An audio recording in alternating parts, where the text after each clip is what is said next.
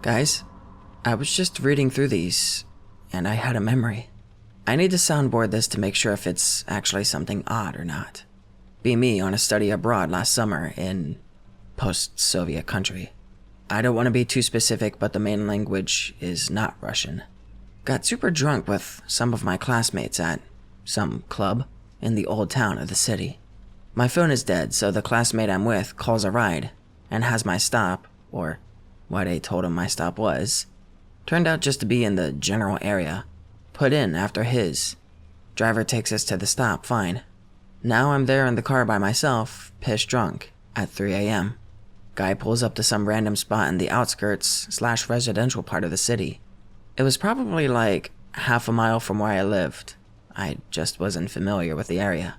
Too stupid to ask him to try and go somewhere else. I think I can find my way on my own. Walk around for maybe 20 minutes. Absolutely no one on the streets. I mean no one. No cars, no people, absolutely dead. I come to the realization that I'm kind of genuinely fucked if I can't find my way home. I don't speak the native language well, and my Russian is not great. Keep walking around, walking and walking. Eventually I run across this little old lady in what I remember to be like a black sort of robe type of dress. Not weird, it's just your regular babushka shit. She, for whatever reason, is just walking around the completely dead city at like 3:30, 4 a.m. I go up to her and ask her if she knows where my street is. I'm still blasted, so I have no idea how my broken Russian plus slurred speech was understood. I think she knew where it was, but it was too far away. In fact, thinking about it now, I don't know how I conducted a conversation with this lady because I 100% could not at the time hold a conversation in Russian, much less in a situation like this. She ends up walking me around and helps me hail this cab that comes by. It's the only car I've seen on the road, after my own cab dropped me off. Anyways, the cab takes me home and I slip him some money. Puke my guts out in the bathroom. Anyways, all's well that ends well. But my question is, how did this situation end up so fortuitously? Was that little lady some sort of protector, or what? Or was she just some crazy babushka walking around at 3 a.m.?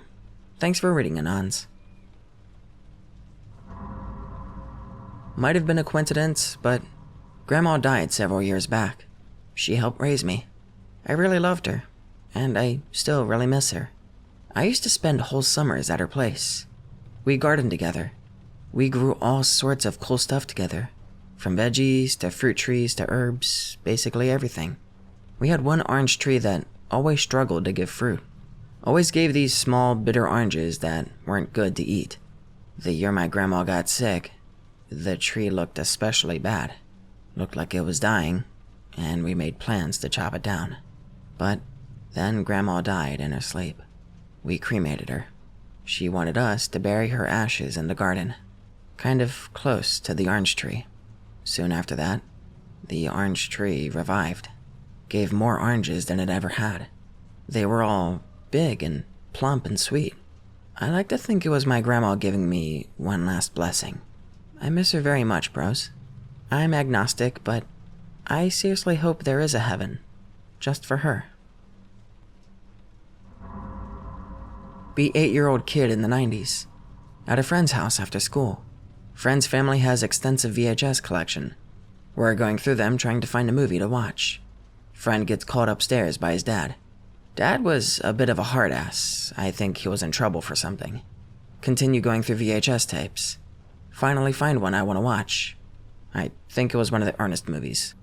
Except the tape inside doesn't match the cover. It's missing the label with the movie title. Put it into VCR. It's a home movie. Looks like they must have set up a tripod in the doorway of the living room because you can see the whole room in a wide shot. Dad and Mom are sitting on the couch, spaced apart. Friend and his sister are each in a chair opposite them. Wait 30 seconds to happen. Nothing does. Pressed fast forward. They're literally just sitting there. Not even talking or moving.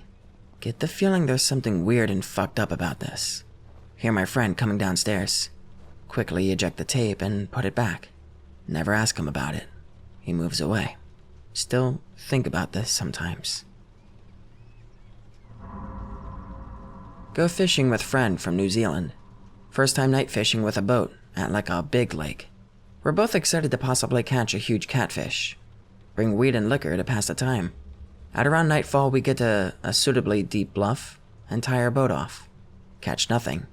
In the middle of catching nothing and complaining about it, we both start telling each other of all the spooky shit that has happened to us before. Mostly basic shit. I've seen weird lights in the woods and sky before. He saw a giant eel on a lake high in the mountains of New Zealand. It starts getting late, and we get more and more intoxicated. He kinda quiets up now, says he's gonna tell me something weird, and that I should forget it later. What the fuck, please don't be something gay. Tells me when he lived in Australia for 4 years, he was in a bad way, doing hard drugs, being around the wrong people, getting arrested, etc. Hits rock bottom, and has a breakdown. Decided to sober up by going to a place in the middle of nowhere, somewhere in northern Australia. Said he was tired of everything at that point and just wanted to start anew. Drives out into the bush, then into true desert. Parks his car on a hill overlooking the desert, near a few lone trees and shrubs. Said some mountains were off in the distance. Aside from that, nothing. Only an empty expanse of sand, as far as can be seen. He decided it was far enough away. Made camp and a fire. While gathering what little sticks he could, it dawned on him how desolate it really is. How far away he really was. Says it was cold during the nights, but blistering hot in the day. No protection from the wind during day or night.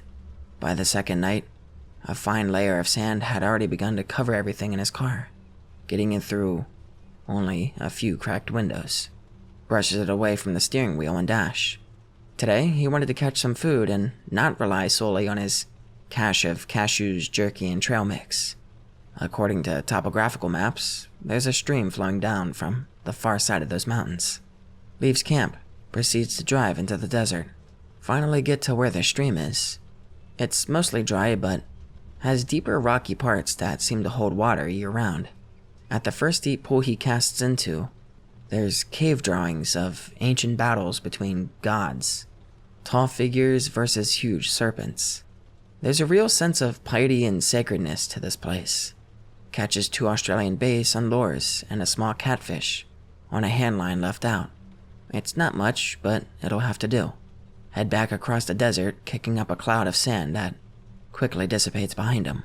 4 days have passed, and no matter how much food or water is drank, the feeling of being unsatisfied never leaves. Constantly sweating from withdrawals and the heat. No matter how cold or hot it is, there isn't a moment of comfort. Days blur into one another when all you do is move from your sleeping bag to your car to pass the time. A week in, and the friend is really feeling the effects of everything. Says no matter how busy he stayed, he could not keep his mind off of his withdrawals, or keep his mind stable anymore. Feels compelled to sit under the tallest tree in his chosen grove while watching the sunrise. Sits in that position all day. Watching the sunset now, he realizes that he did a little better today despite getting sunburnt. Is pleased with himself in a weird way. A week and a half into his forced sobriety/spiritual quest, he's reaching a breaking point. No concept of day and night, just heat and cold. His time is divided between sleeping and sitting under his tree, watching nothing diligently. Sees signs of life that he hasn't seen before. During midday, he notices groups of birds periodically flying away from the mountains.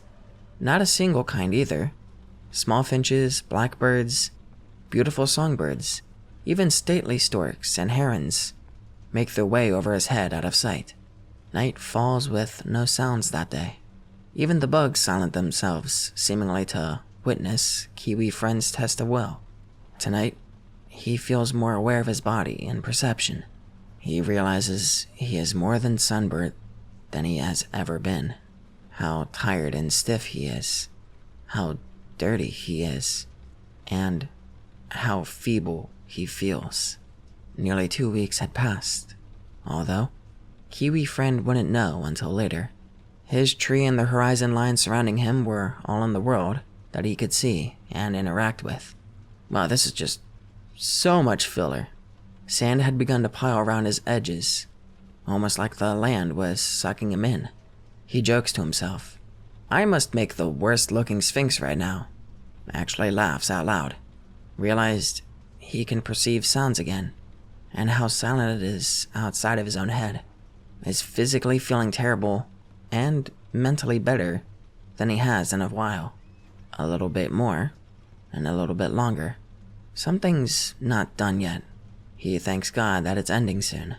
This day was different. He awoke late and missed a sunrise. There's clouds in the sky for the first time. They resemble a landscape reflected into the sky. Can feel electricity in the air, but no rain or lightning. Clouds leave as soon as they arrived. Shadows become long. Feeling of overwhelming sacredness returns. Sitting at attention now, as if waiting to be debriefed by God. There's no chill anymore. No heat either. No wind. In that day's final moments, the air itself looked clearer, like it had been opaque before and was finally scrubbed. As the sun sat on the horizon waiting to go down, it seemed to have left a thin piece blacked out. A long, thin shadow stretches out from that patch. Kiwi friend becomes aware of his heartbeat for the first time in days. It's over? Is it over? He says to himself out loud. Someone inside him broke down, or was finally mended. Stands up on shaky legs. Gets the worst pins and needles sensation ever from standing up so fast. As Kiwi friend is glowing in his triumph, the sacred feeling is back stronger than he could have ever imagined. So strong he almost sits down again, out of respect. That long shadow is now even longer in the setting sun. Now it's all he can draw his eyes to, all he can look at. An exceptionally tall figure walking, as if through water, appears on the horizon line. Said that there was no dread, no fear, no sense of wrongness or that uncanny feeling, only an air of holiness. Thinks he should leave. Starts packing up camping supplies and gear. Kiwi friend realizes not eating and staring at the sun for a few days isn't ideal for evasive maneuvers. Now a feeling of immense shame overcomes him. What is he doing? How can he leave now? What would be the point of it all if he can't see it through to the end? Am I really afraid of withdrawal? Now? After everything I'm still afraid? It can't be. Decides to walk to his tree and watch until it's over. Stands at attention and stares directly at it this time. Not a husk reanimated or a spirit. Nothing outwardly malevolent or benevolent. The horizon looks like it's following it now. Seems to be coming closer, but at the same time, pulling the ground to it. Remains part of the horizon as it nears. Kiwi friend can make it out better now. A tall man, totally wrapped in light furs and loose fabrics. Weird proportions. Elbows in the wrong place. Knees and neck all wrong on an anatomy chart. Carrying a cloth bag and what he described as those hollow gourds that dudes have in samurai movies to carry water. It somehow feels more intense. Now raw and open. He begins to cry. He knows he can't watch now. Something's telling him to go. The weirdest feeling comes over him, described as when you feel something could have been, but wasn't. Feels like meeting a beautiful girl, getting to know each other, becoming friends for a day and then never seeing her again. A feeling of what could have been. So many missed opportunities in the past. So many more missed ones in the future. Endless possible paths you could have taken and will take. Endless paths that will remain unraveled.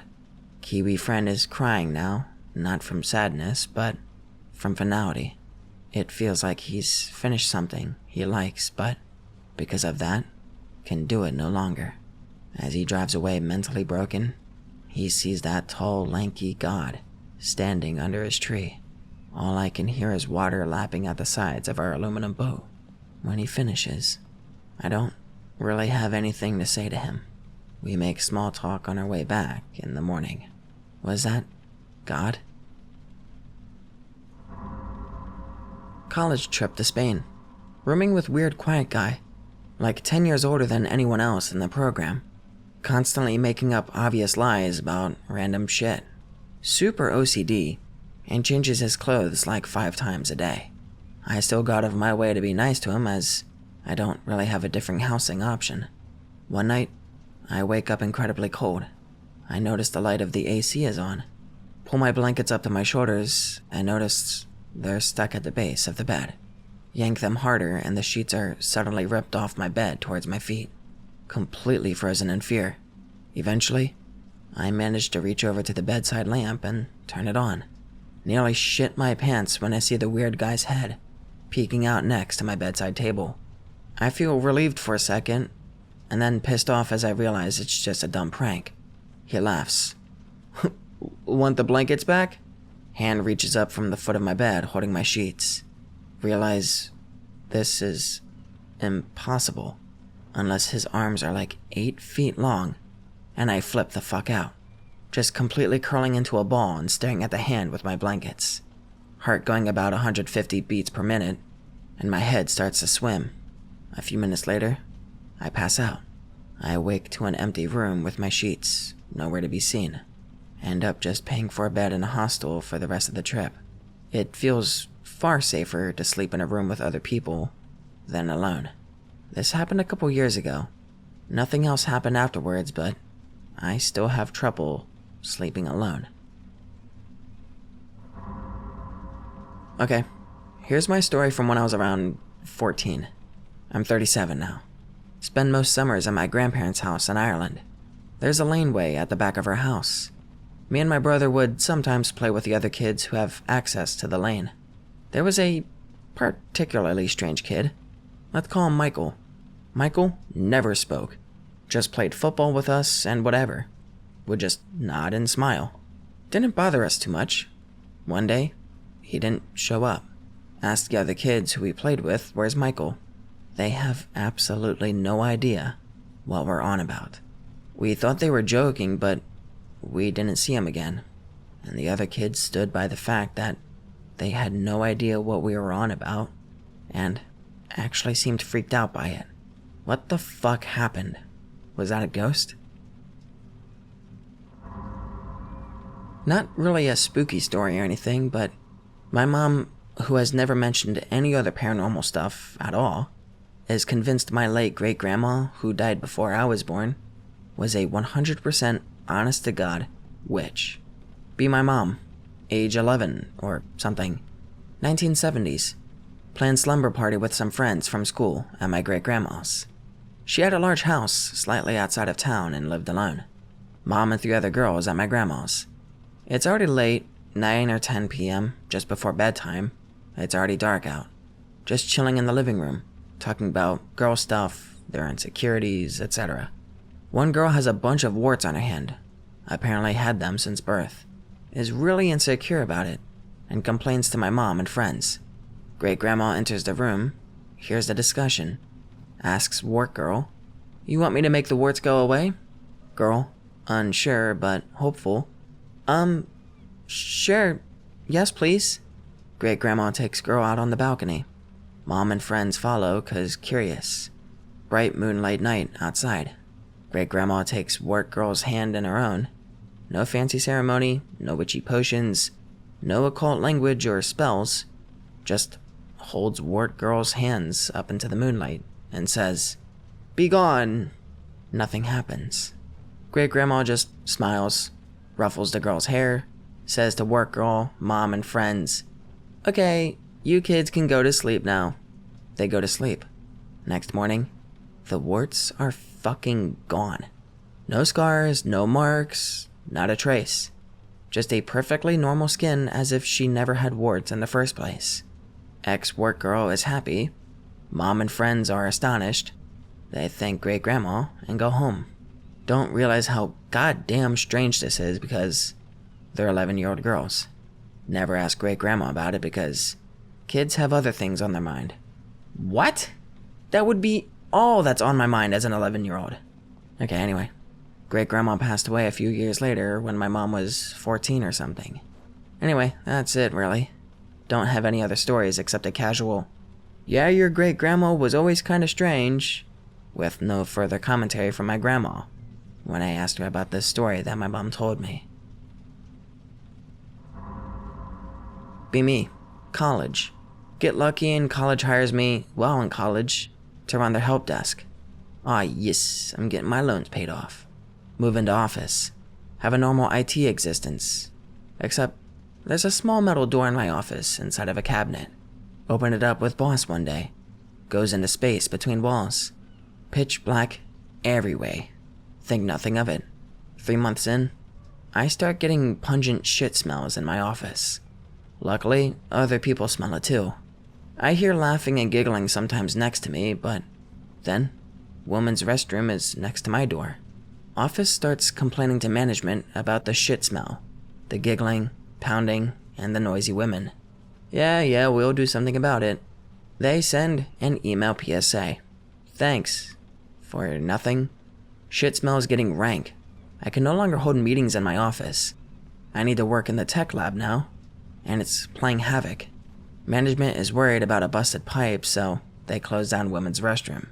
They're puzzled who's using it because there aren't any women in the entire building. Shit smell doesn't go away.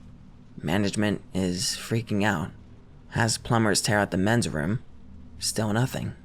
Eternal turd wafers. Finally, summer comes. We crack the windows because we're dying. Plumbers ask for access between the walls. They're checking something. Open up the metal door, and the most overpowering stench just flows out. Some fucking maniac had been shitting between the walls and making turd art for an entire year. Painting turd murals, writing poems in turd on my door, even living there, complete with sleeping bag and lamp and rows of piss jugs. Leonardo Vinci has so utterly destroyed the space between walls, management says fuck it and renovated the women's bathroom after knocking a hole in it for access. They always suspected a guy, but I heard women giggling all the time. Figure this is as good a time and place as any to share these. I've got 3 X stories of weird shit I've seen. Plenty more too, but these are the most interesting. Number 1. 13, maybe 14, chilling in the leaf pile at my grandparents' house. Around 8 at night. Only one outside. Only light is coming from the kitchen window 30 meters away, and another one from the bar 4 times that distance. Night noises go from normal to gone in the span of 3 seconds. Think it's weird, but not really worried. Look over the top of the house just in time to see this fucking massive orange oval fly over the top of the trees. Probably twice the size of the house. Literally just above the trees. Doesn't seem like it's 3-dimensional or has any volume at all. Flies west beyond my line of sight. All of this in the span of maybe 20 seconds. No odors, no trails or exhaust, nothing. Continue laying in the leaf pile, terrified that it'll come back if I move. Wait there for maybe 15 minutes. Fucking sprint around to the front door and go inside. Still have no clue what it was. Still freaks me out to think about. Number 2. 14 or 15. Dad used to walk around the neighborhood at night.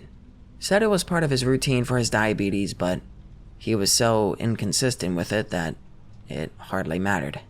Neighborhood is small. Can walk from one end to the other pretty quickly. Sometimes I go with him. Decided to go with him this time. Maybe 10 o'clock at night. We head down the street to the mailbox. See this small red light kind of swaying irregularly off in the distance. Weird, but whatever. Dad doesn't notice despite me pointing it out to him. We climb the hill next to the mailboxes that leads out of the neighborhood. Start to hear screaming. Absolutely non-human screaming. Not just once. It keeps going. Red light still swaying. Somewhere behind the house. Dad still doesn't notice. Screaming stops after an hour when we're heading in. Light is still swaying. Spooked me pretty bad at the time because I thought it was a banshee, and I was worried that I was fucked in a few days. Number 3. Again, 14 or 15. Summer break between freshman and sophomore year. Stayed up late all the time. Saw and heard a bunch of weird shit, but nothing big. Went to bed at around 4 in the morning, one of the last nights of the summer. Sleep on the top bunk. Brother has the bottom. Having trouble falling asleep, rolling around. Hear really light footsteps running down the hall, kind of like a cat trotting or something. We have no pets at the time. Footsteps come back up the hall. Pretty scared at this point. Footsteps stop in front of my room. Door is open. Fucking freeze. Completely stone cold still. Primal fear that I haven't felt since. Not sleep paralysis. I can move, but I don't. See this circle shadow cast on the ceiling by my brother's nightlight. Just this little circle with some kind of loose, wavy, triangular piece attached. Can't see anything other than this shadow. Slowly moves to the foot of my bed, where the head of my brother's bed is. Convinced that it'll figure I'm up here and come for me if I even so much as flex my pinky. It stops once it gets right next to where my brother's head would be. Stays there for about a second. Slowly moves back out. Hear the footsteps running towards my sister's room. Every spring and part of her bed frame creak at once. Sounds like somebody tossed 50 pounds of weight on it all at once. Stay completely frozen until Dad wakes up to go to work 2 hours later. It couldn't have been my sister. We did experiment with shadows later, and whatever that wasn't touching the ground. I heard the footsteps before, but that shadow never came back. Or if it did, I didn't see it.